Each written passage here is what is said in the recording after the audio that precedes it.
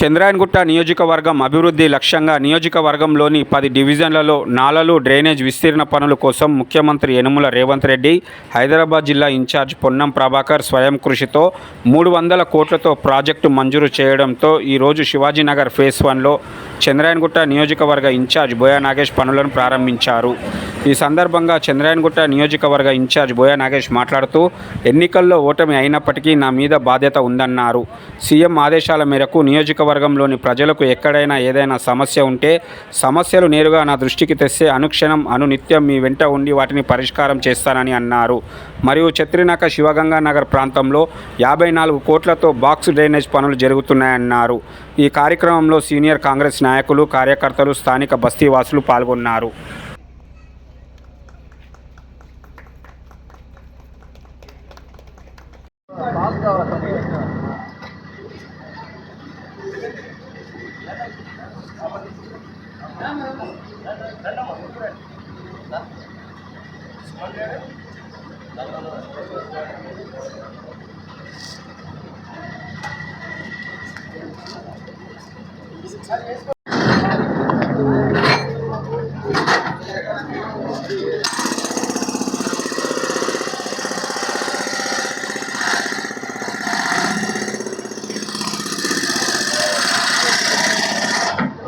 ఈరోజు చంద్రాయణగుట్ట నియోజకవర్గం జంగంపేట్ డివిజన్లో ఏదైతే గౌరవ ముఖ్యమంత్రి గారు 300 కోట్లతో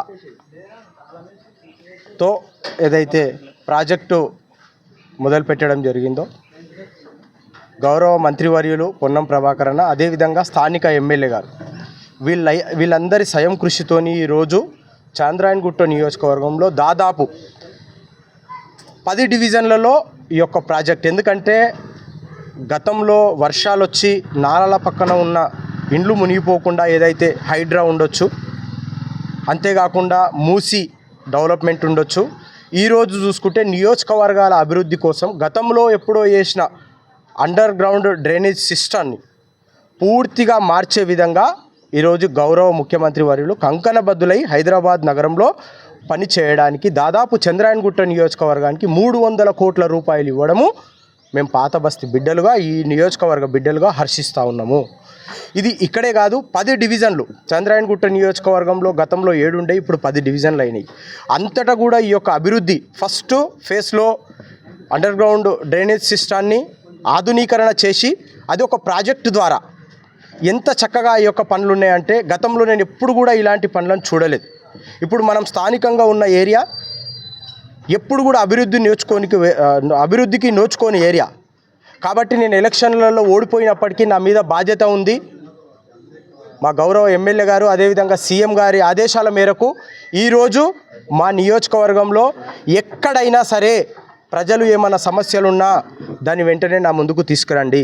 ఒక యువకునిగా, మీ బిడ్డగా, మీ కుటుంబ సభ్యునిగా మీ అందరి మధ్యలో ఉంటూ అనుక్షణం అనునిత్యం, నేను ఓడిపోయినా అయినా సరే అనునిత్యం ఎలక్షన్లలో మీకేమైతే హామీలు ఇచ్చినో హామీలన్నీ కూడా నెరవేర్చే విధంగా ఈరోజు మీ అందరి మధ్యలో ఉంటున్నా. కానీ పాలిటిక్స్లో సర్వసాధారణంగా ఇబ్బందులు ఉంటాయి. అయినా సరే నాకు మీరందరూ, నా నియోజకవర్గంలో ఉన్న ప్రతి ఒక్కరు నా కుటుంబ సభ్యులుగా తీసుకొని నేను ఈరోజు మీ అందరి కోసం అహర్నిశలు పనిచేస్తూ ఉన్నా. ఇదే కాదు, హాస్పిటల్ పరంగా ఉండొచ్చు, జిహెచ్ఎంసీ పరంగా ఉండొచ్చు, లైటింగ్ వ్యవస్థ ఉండొచ్చు, ఇంకా రకరకాల ఇబ్బందులు ఏవైనా సరే ఈ ఫేస్లో దాదాపు మేము ఈ నెలలో దాదాపు 10 రోడ్ల వరకు కొత్త రోడ్లు కూడా ఇనాగ్రేషన్ చేయడం జరిగింది. కాబట్టి అభివృద్ధి కాడ మాత్రం ఎవ్వరికి మాత్రం ఇనేదే లేదు. గౌరవ ముఖ్యమంత్రి వర్యులు, జిల్లా ఇన్ఛార్జ్ మినిస్టర్ గారు, అదేవిధంగా ఎమ్మెల్యే గారు, వీళ్ళు ముగ్గురు మనతో ఉన్నారు. సరే, నాకు కూడా ఎక్కడ కూడా కల్మషం లేదు, ఎందుకంటే గెలుపు ఓటమి సర్వసాధారణము. కాబట్టి నాకు ఏ పార్టీలు, ఏ మతాలు, ఏ కులాలతో నాకు అవసరం లేదు.